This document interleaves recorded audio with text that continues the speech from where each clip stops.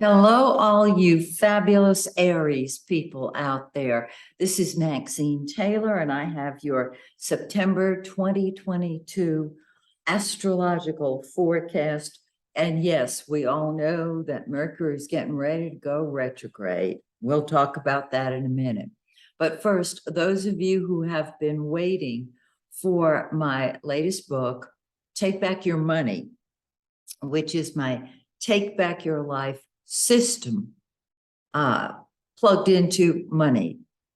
This will help you see your money programming clearly and transform it so that you can create the wealth that you deserve and that you want. We are in the very, very, very last stages of creating it.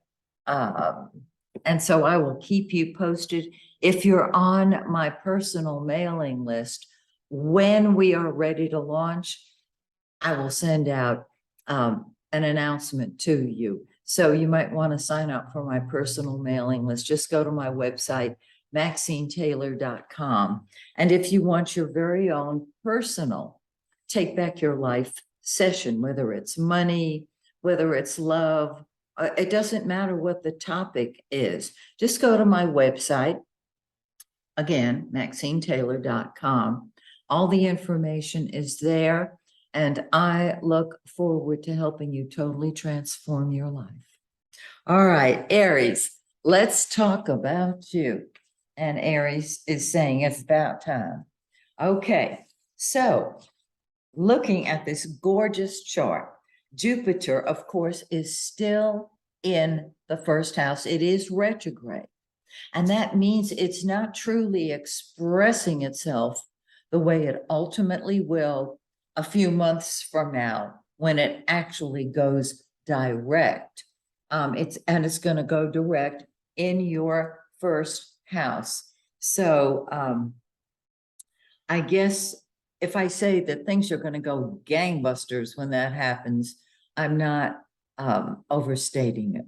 So this brings about a lot of self-confidence, optimism, and blessings because Jupiter is the greater benefic. How awesome is that? Okay, now Mars, your planet, your ruling planet, is in your third house of communication.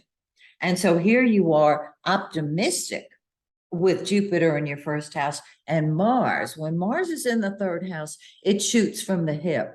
And Aries says, well, I always shoot from the hip. And that's the truth. But when I say it's even more so now, I'm not exaggerating. You're shooting with both barrels, a gun in each hand, so to speak. And it's your ideas that count. Well, are you writing a book? Are you teaching a course? Go for it. Let it rip. Express yourself. Do not hold back. You can't hold back. You don't want to stuff it. So just let it rip. Now let's look at Venus, the pink planet. Venus is the lesser benefic, which is an oxymoron. Less good. Come on, it's fabulous. Jupiter and Venus are the two good guys of the zodiac. Venus is in your fifth house, has been in your fifth house of fun and games. You have been ready to enjoy yourself. I don't know if there's anybody special in your life, but do you like sports? Do you like to go to the gym? Do you like movies? In other words, those wonderful games that you can play online with people from all over the world. Go for it. The fifth house is also children.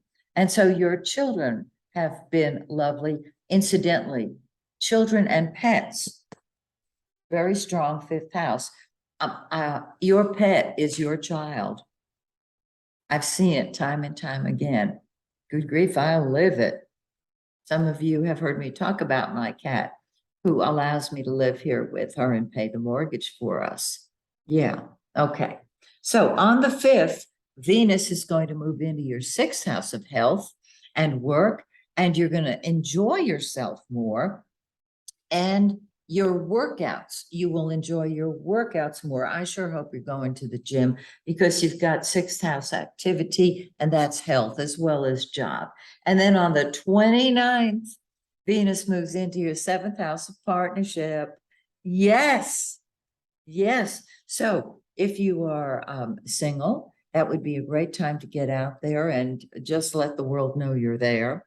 If you are married, put your attention on your spouse, on your loved one. And even if you're not married, if there's someone special in your life, what is that beautiful song? Shower the people you love with love. Show them the way you feel. That's what I would do if Venus were in my seventh house. They may not be able to receive it, just give it anyway. All right. And so these are the areas that are blessed by Venus, your fun, your work and health, and all of your relationships. Now, the sun, the yellow planet, is the giver of life, and it is the center of your universe. Okay? It's in your sixth house of work, health, and service. Are you starting a new job or a new project? Remember, you don't want to do anything while Mercury is retro. If you are tying up loose ends of old projects, perfect. So the center of your life is your work or your health. And whenever I see the sun, the giver of life, in the sixth house, I say, get thee to a gym. This is terrific for you. On the 23rd, the sun moves into your seventh house of relationships, interaction with other people. It's beautiful. You will throw yourself into your relationships. And if you meet new people, they're going to put themselves first. Okay. They are going to be the center of their lives. So you might as well make them the center of yours too. And here we go with Mercury, the blue planet. It is in your seventh house of relationships. And Mercury's been in the shadow of the retrograde, which it will be until the 9th of September when it goes officially retrograde. And that's when relationships and contracts, are you signing contracts during this time? This is the time to tie up the loose ends of old, unfinished business and old contracts. I hope this makes sense to you. You don't want to move. You don't want to buy a new car on a retrograde Mercury. Now, if your car breaks down on the freeway, of course you want a new car. My suggestion is rent it. And after Mercury goes direct, then you'll know if you want to buy that model or not. All right. So on the 23rd,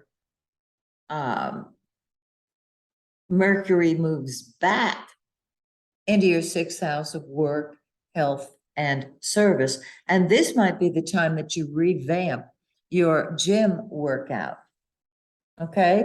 Or redo projects at work. If things break, this is a perfect time to fix them, because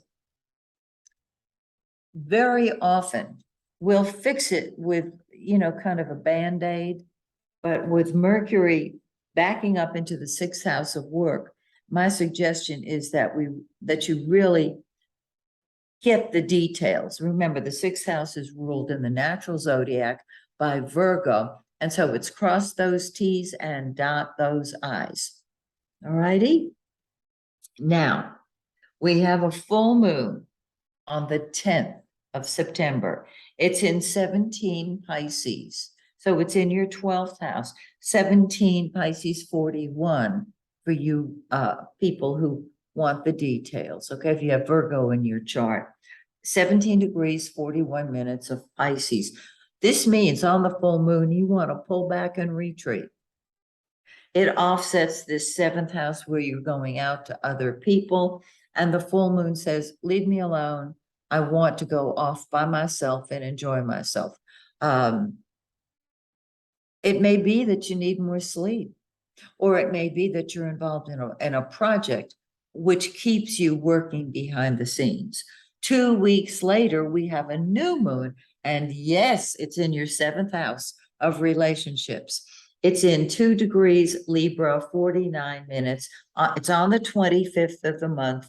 And so this is when your relationships start moving forward. So you're going to have a need for privacy before that. And then on the new moon, you're ready to get out there and be with people. Don't you love this forecast? I think it's terrific. So I look forward to meeting you next month again, same time, same place. When I once again take a look at your forecast. Until then, may the stars shine brightly on you and yours. Bye for now.